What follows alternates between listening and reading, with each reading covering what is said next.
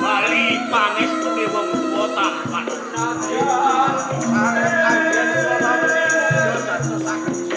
Sawetara dikepenaken.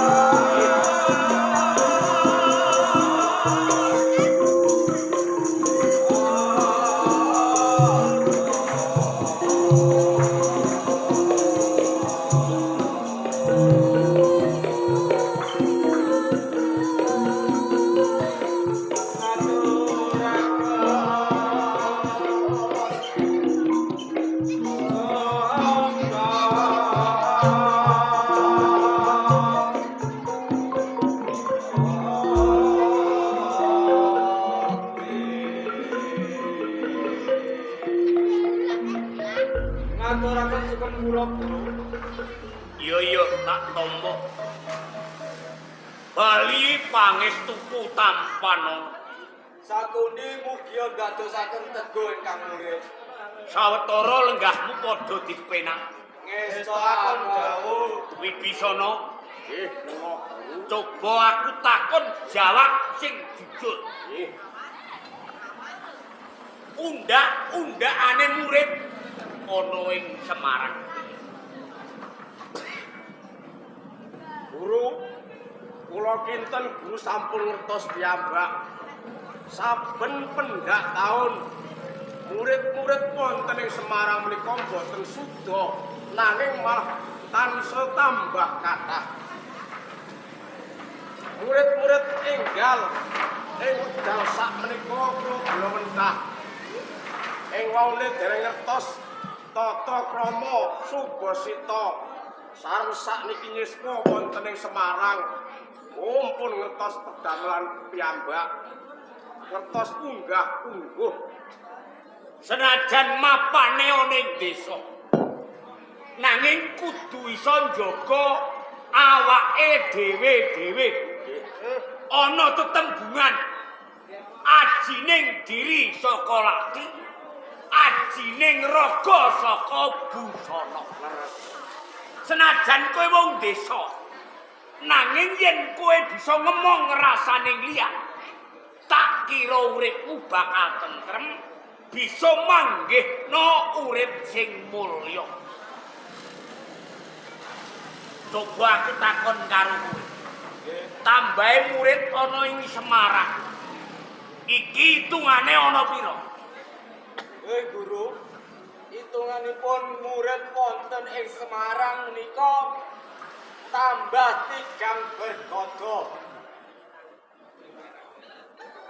Senajan murid anyar ora ketang kowe murid sing wis suwe. Nggonmu ngrengkuh aja kok bedak-bedakake. Senajan ora dulur tunggal bapak lan simbok, ning pengrengkuhmu anggepen kaya dulurmu tunggal kethok kuning. Merga wong rukun bakal gawe santosa, terah bakal gawe bubrah. Kowe kabeh mesti wis padha eling.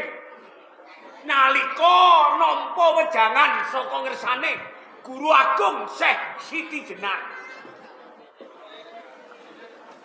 Tembung sak tembunge naki tiasing sesama, aja nganti nyonyok lan gawe laraning atining liya.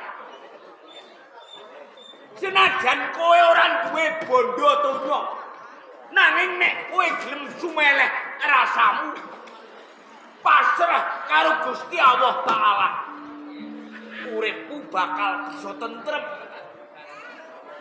Wibisana, coba aku takon karo kowe.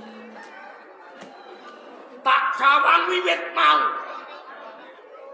kowe kok kaya mangu-mangu, go wani go ora. Tenane kowe iki nyimpen wewadi apa? Menika leres Guru. Tenane kula badhe matur bloko kersane Guru. Kula niki mangu-mangu nggih nek kabar niki nyata. Nek boten rak kula mangke rak nggih salah-salah tiyang. Terus kowe krungu kabar apa, Jan? Kabar niki sampun santer saged.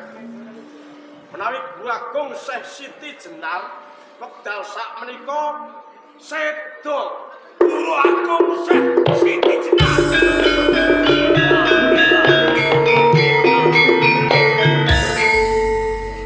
Yo kene sedane kok dadakan. Nalika wingi aku ngadep Guru Agung iki waras pinis ngeler seger. Kowe kok ngandhakake yen Guru Agung Syekh Siti Jenar sedo.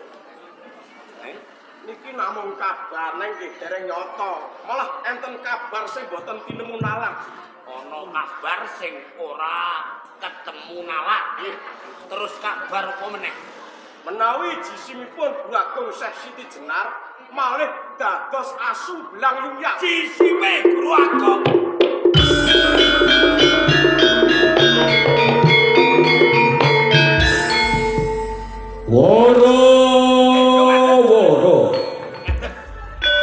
Woro wigati kanggo kawula Demak Kudus Sayung Semarang.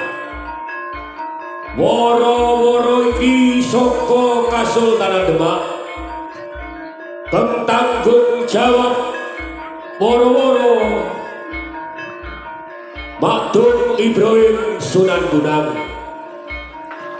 Isine woro-woro Guru Agung Syekh Siti Jenar yo Guru Agung Syekh Lemah Abang gugur ing Demak Imoro. Sawise Syekh Siti Jenar mati jasate malih dadi asu belang yuyang, dadi asu belang yuyang, dadi asu belang yuyang.